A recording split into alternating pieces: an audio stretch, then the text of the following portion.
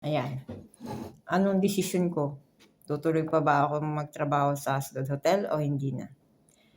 Kagabi, mayroon akong self-pity feelings. And then, nilayo ko muna yung sarili ko para mapag-isipan ko. Self-pity feelings, nagdasal ako. And then, sabi ko sa Panginoon, tulungan niya ako. Lumakas ang ulan, lalo akong hindi nakauwi. Nakitulog muna ako doon sa caregiver. Lakas ng ulan, hindi ako nakauwi. Hanggang sa pagbiyahe ko, lumuluha ang langit.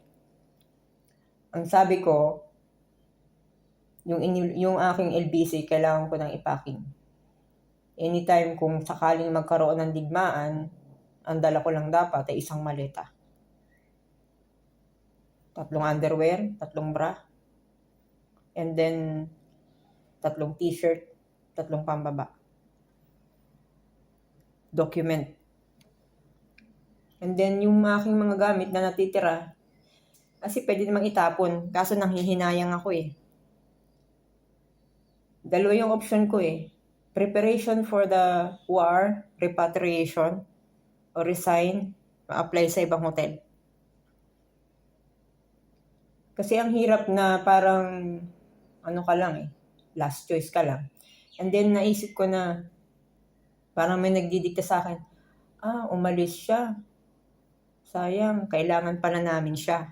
May ganon na akong iniisip na, umalis ako. Hindi ako tumuloy magtrabaho. Nag-apply na ako sa iba. Tapos naisip nung inalisan kong nilipatan kong ito, ay sayang, kailangan pala namin siya. Pero kung hindi na sa ganong sitwasyon na kailangan, hindi nila ako kailangan, nag-aano pa ako dito. Nahihiya naman ako na nag-apartment pa ako dito, kumakain, tapos hindi ako magtatrabaho.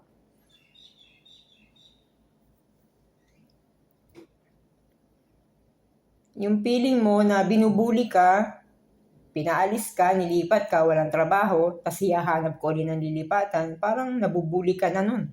Feeling mo, binuli ka na. Sana okay ako pag nagtrabaho, pero titinan ko.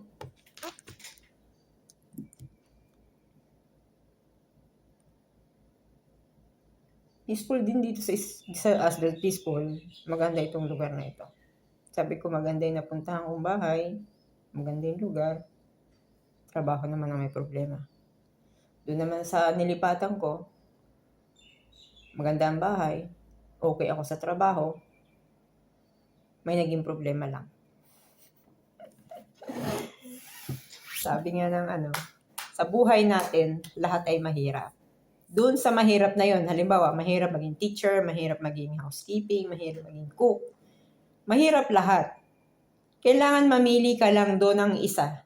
Sa mahihirap na yon, hindi mo pwedeng lahat i-grab. Anyway, maubos yung oras ko. Kailangan kung wala pa rin akong pasok bukas, aalis ako ulit. Nabobordo na ako. Tama yung isang kasama, naboboard no. Sino ba namang hindi maboboard ng ganun? Ano ka lang. May pa umuwi na ako ng Pilipinas. Mag-harvest ako ng coconut. May bebenta akong coconut. Kopra.